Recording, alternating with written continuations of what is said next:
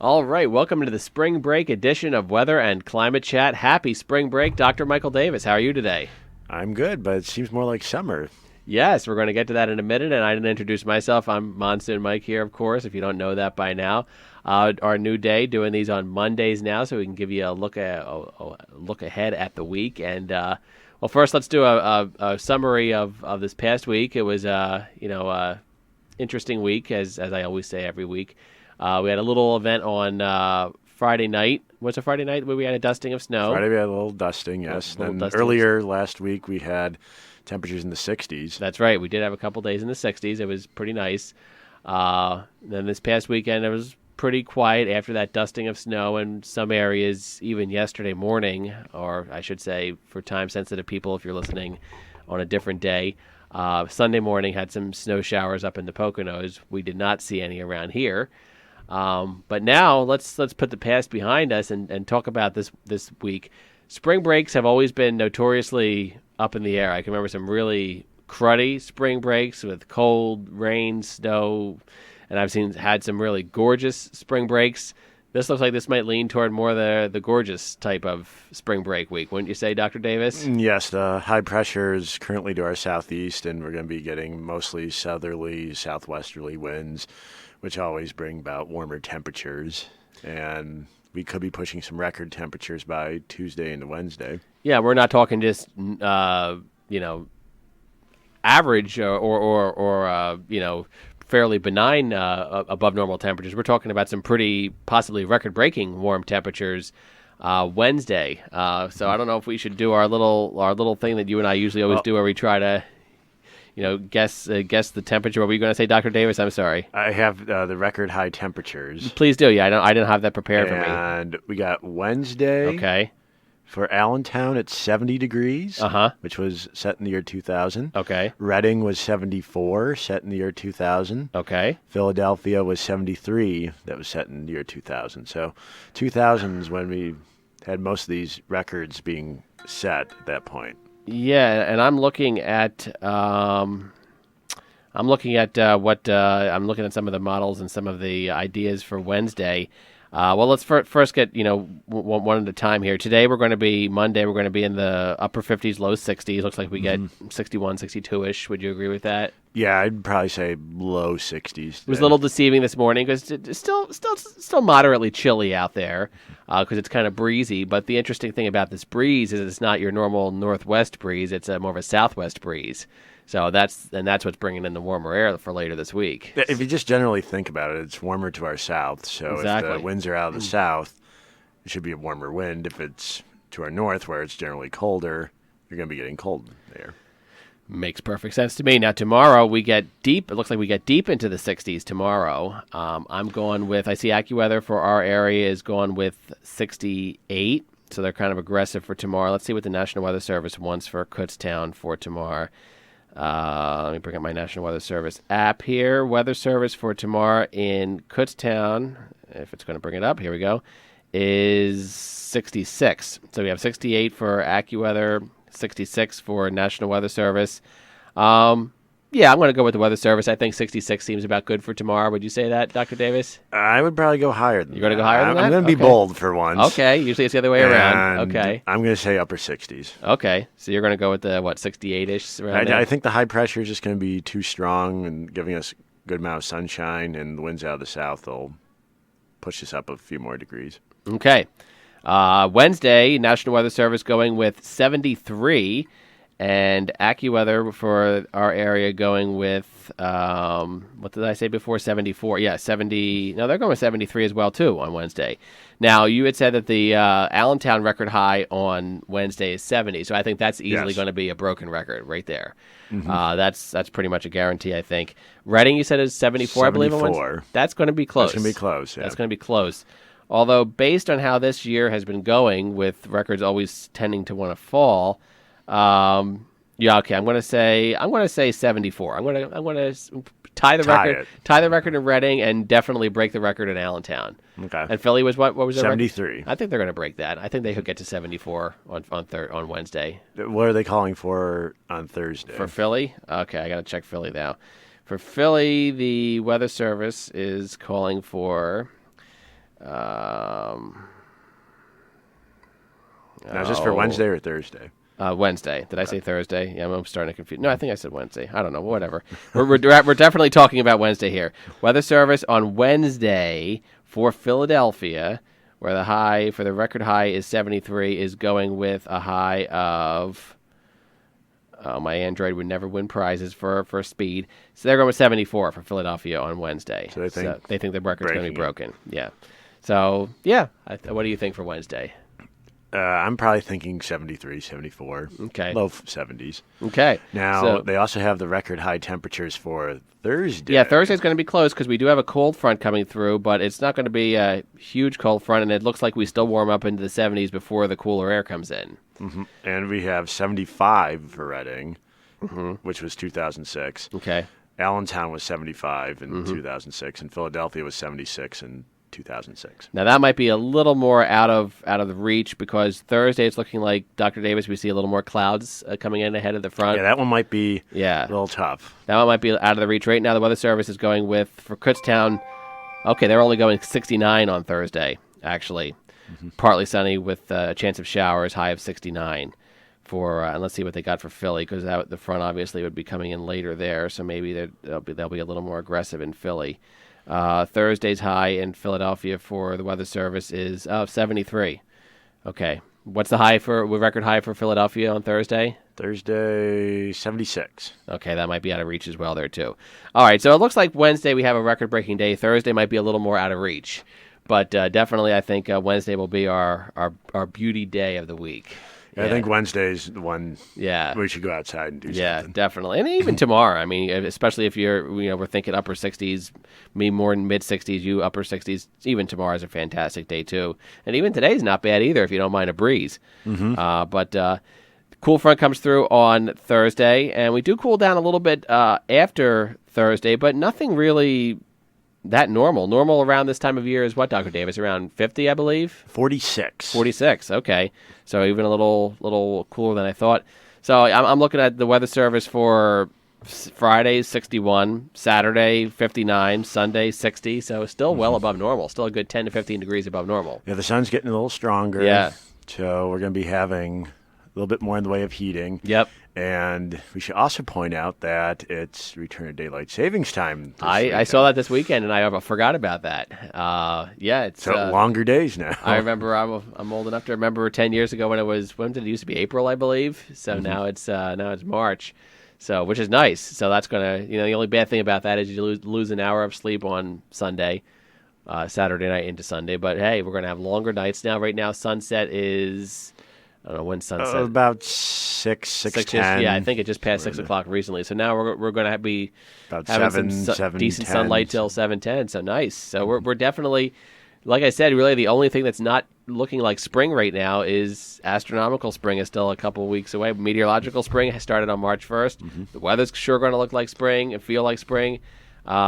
Just gotta get to the astronomical to make it official. When's the official start this year? I know it varies either the 20th, 21st, 22nd, or 23rd. Let me check that. Yeah, I believe. It goes along with the whole Climate Prediction Center pretty much stating that March is going to be above normal temperature-wise. Right. March 20th. March 20th. Okay, so it's early this year. Okay. It always varies between the 20th to the 23rd, so that's as early as you can get it this year. So 20th. Okay, so it's coming, folks. It's coming fast. And are we ready, Dr. Davis, to do a little bit of a spring forecast of sorts? We did a winter forecast. I know the Weather Services had, or not the weather, AccuWeather's had their spring forecast out for a while now already. Is this in terms of, is the snow over? Well, yeah, let's do that first. We had that little snowfall on Friday night. Some areas north of us had a little snowfall yesterday morning. Are we done, or is there still a surprise or two up? I still think we're not out of the woods yet. Okay. I still think that there's going to be one snowstorm still to come. But now you're using the word snowstorm. Now, when you say snowstorm, accumulating snow. Okay, all right. Can you say a snowstorm right away? I start thinking 4, 5, 6, 7 inches. No. Although that it's happened before. Again, you always enjoyed the fact that I have lived in this area longer than you have. You're from Ohio. Back in 1997, Yes. Okay, I just had to do the calculations in my head, but I can guarantee it was 1997. It was our April Fool's snowstorm in this area where we had 6 inches March 31st into April 1st. I mean, it was our April Fool's snowstorm. And I wouldn't, yeah, again, that was go it. along those lines. But what was interesting about that one is because that was so late, you and I both know that snow was pretty much gone. I mean, if I remember correctly, by like sundown on April 1st, it was almost already melted. So that's how fast, that time of year, how fast the snow can go away. So Yeah, the snow is probably be more of a quick shot of snow. I wouldn't think we're going to get anything like we did like 2 months ago now when we Right. had that big blizzard. I would hope not. And I believe we're above average for snowfall Yes. still because of all that snow we got in one shot. In all areas except, I always talk about Scranton Wilkes-Barre. I just checked their numbers, and they're still way below. I think the whole season they had 11.6, I believe. I don't know the exact number, but it was close to that. Incidentally, the Yeah. Mount Pocono, the record high on Wednesday is 71, Okay. set in 2000. Okay. So Do you think they hit it? 71? Mount Pocono is always tricky. That's always a tricky one. Mount because of the Pocono is always a topography. pain in the neck to try to forecast. I could see what the Weather Service has for Mount Pocono. I'm going to say no. I think it's not All quite right. ready. Yeah, I don't think so for Mount Pocono. That might be okay. Here we go. I just punched in Mount Pocono, and we got Weather Service here, and they're going with they're going with 68 on Wednesday. I think that's right. I think it stays in the 60s up. Yeah, in I'm Mount thinking Pocono. upper 60s. Yeah, so not quite record breaking for them, but 2000 sounds like it was a pretty warm winter because all those dates you kept mentioning kept coming back to 2000. And then the record highs for Thursday all stem from 2006. so. 2006. Okay. Well, no matter how you cut it, folks, it's going to be a really nice week. The more likely around Tuesday, Wednesday, those are going to be your 2 best days. Might be some showers Thursday. Friday, sun returns. Still not bad. Low 60s. Weekend, I saw there might lean maybe a little on the cloudier side. There's a storm that might be affecting us, but I'm saying maybe upper 50s or so. yeah, this upper weekend. 50s, low 60s tops, but still not bad for this time of year. Not when we should be in the 40s. Yes, I'll take it. So we talked about snow. You don't think snow's done totally. I tend to agree with you. There could be a surprise here or there. Temperature-wise, what are we leaning towards for spring? I think Weather Service is going with above average temperatures. I think Weather Channel agreed. I Spring, would probably go with the consensus Okay. and say that we're going to be above average for this March and also into April and May. now, meteorologically, I mean, I guess we're at the point now that we can stop blaming El Nino for everything because it's weakening and the winter's almost over. Yeah, the but El Nino is pretty much over. yeah, so we can pretty much put that word to bed, or words to bed. So what if we do have an above normal spring temperature wise? What can we attribute to that? Is there a meteorological reason for that, Dr. Davis? It would probably be more toward how the jet stream actually moves. Okay. If you have the jet stream going further to our north, you're going to have a lot more in the way of warm air surging up from the south. If it goes further south, we're going to be getting more in the way of colder temperatures. But if we're going to have a warmer than average spring, like how many of the outlets are projecting, is probably stemming from oscillations in the jet stream that are pretty much dictated upon differences in temperature from the mid-latitudes to the poles. So whether or not that is involved with climate change, it's hard to really say definitively at this Yeah. point. However, with the loss of sea ice, it does stand to reason that you have a greater temperature variability between those 2 points. So the waviness of the jet stream can be affected by that.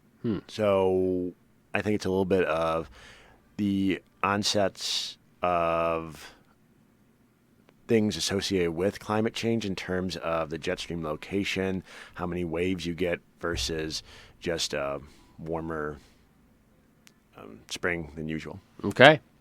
Well, there you have it. All right. So it looks like we're going to lean above normal temperature wise for spring. Precipitation, are you ready to go out on a limb with that? That's always a little trickier to try to forecast as well, too. Average is going to leaning toward a stormy, thunderstormy type spring, fairly wet spring, dry spring. What do you think? I'm going to stem more toward average myself. Average, a pretty I don't status really quo. think we're going to be too crazy in terms of precipitation. At least it doesn't look that way. to Okay. me. If I had to pick one, I'd maybe say slight chance of being above average. Okay. But I'm going to stay pretty much for the course and just go average. Okay. So it looks like if you take that verbatim, it sounds like a fairly nice, decent spring, you know. at or above normal temperatures and about average precipitation. And So, hopefully it doesn't translate into more extreme weather events. That's such true, as too. Tornadoes and so forth, because we're getting close to yeah. the onset of tornado season. And we already had some wild thunderstorms and tornadoes in February, that one night, February, whatever day that was, 20th or whatever it was. Yeah. So who knows if that will equate to an interesting spring. You So- can get large tornado outbreaks as early as early March. Yeah, So and we're there. we're here. We're there. So then we're there. All right. Well, Dr. Davis, let's briefly, we killed a lot of time with that because we had to talk about, the extreme warmth that we're going to, well, not extreme, but definitely above seasonal warmth. I'd we're say having you this could week. go Yeah, extreme I think we go because it's extreme. record. Breaking. Topic, anything going on in the world of climate? I know I sent you an article last week that was semi-interesting. You sent me an article regarding Chief Justice Roberts Yes. essentially not rejecting the plea by the some states that applied to get the Clean Power Plant full out rejected, and he basically told them no, and did not put it before the court. I think probably in fear of it being a tie vote with 4-4 now. Since with then we got Scalia's 4, death. yeah. So that was considered just shortly after some bad environmental news, that was actually considered some positive environmental news, right? Yeah, it seems like it's going to be at least maintained for now. Okay. It'll probably be readdressed, I imagine, by whoever the next president's going to be. Right. Or when there's an additional Supreme Court justice that gets appointed to the bench. Okay. Now, the other one was that last Thursday, Northern Hemisphere every station was at least 2 degrees Celsius above average Scary. Yep. for the first time in recorded history, and probably for the first time in mankind's existence here on this planet. And you just reminded me of something else as well too. I guess you could go along with that. I'm not sure if you follow the whole big thing up in Alaska, the Iditarod, where they were saying that it was actually that they were having some sort of, I'm trying to find it here on my phone, they were having some sort of issue because it was too warm. Here we go. New York Times. As Alaska warms, the Iditarod has to adapt. The Iditarod dog sled race has gripped the imagination here for a long time, partly because it captures the idea cherished by Alaskans that a true North wilderness lies just over the horizon, and anyone getting there must face a harsh gauntlet of ice and cold. But there was 4 or so inches of dirty snow with the consistency of sand that had to be dumped overnight by trucks into downtown streets just so that the dog sleds could do their thing. So they're short on snow in Alaska. Yeah, and that doesn't surprise me. We're seeing Yeah. a lot of the northern latitudes, the high latitudes toward the poles, having snow issues Yep. and more melting of ice, melting of permafrost. But then again, some politicians out there that Still are say it's campaigning hoax. are saying Yeah. it's nothing. Nothing. Wow.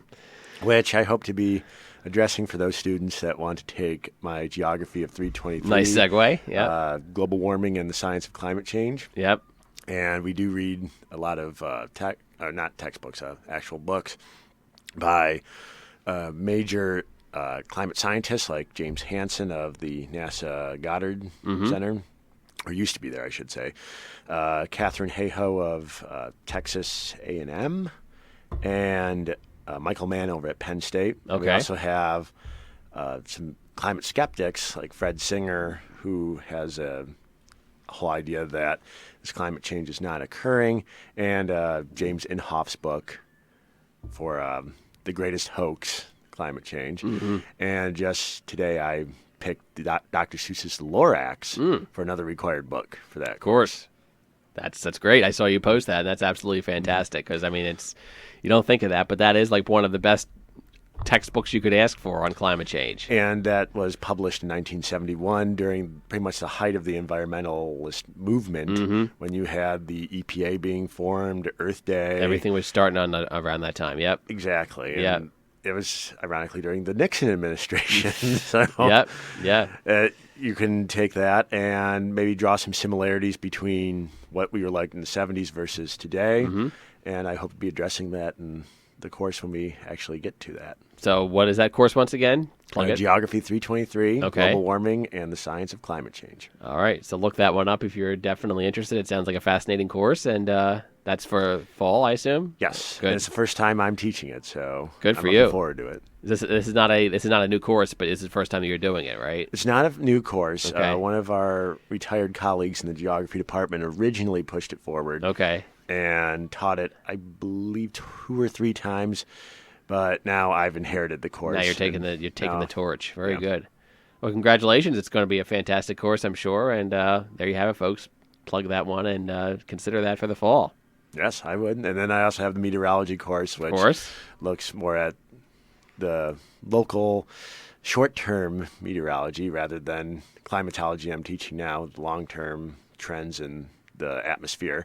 And we do a lot of outdoor labs. Good. So if you're a student and want to go outside, take meteorology. Sounds fun. All right, Dr. Davis, thanks so much for being a part. We went a little long this week, but that's all right. We had a lot to talk about. Got a beautiful week coming up, especially Tuesday and Wednesday, so enjoy it. And I'd like to extend my congratulations to KUR. Oh, for thank you. all the awards that you've won. Thank over you. the weekend. Intercollegiate Broadcasting System this past weekend. Yeah, it was a busy weekend. I had a wedding of my best friend. We had KUR went up to New York City, won some awards. So who says that March is a boring month? Lots of stuff going on in March, A lot of stuff happens. including yeah. some great weather this week. So. Especially with the jet stream moving Yep. around, variability because we're starting to get a stronger sun. So Yep. a lot can happen meteorologically. And that's what I said to my in friend who March. got married this past weekend. He's now down in Mexico honeymooning with his beautiful new bride. But he asked me back in the fall, and when he told me they were considering a March wedding, and he said, "How's the weather going to be?" And I was like, I scratched my head. I'm like, well, first of all, it's interesting that you're choosing March. Second of all, that can go either way. But he got lucky. And climatologically speaking, March and April are our windiest Yeah. months here in Kutztown. Yeah, his wedding was Saturday, and it was still chilly on Saturday, but it was nice. It was decent. So he got it in. So congratulations to Bob and Barb. And now they're in Mexico, where I'm sure it's much, much warmer than it is here, but we're going to get close this week. So Yeah, enjoy. All right, we'll see you next Monday, Dr. Davis. sounds good. All right.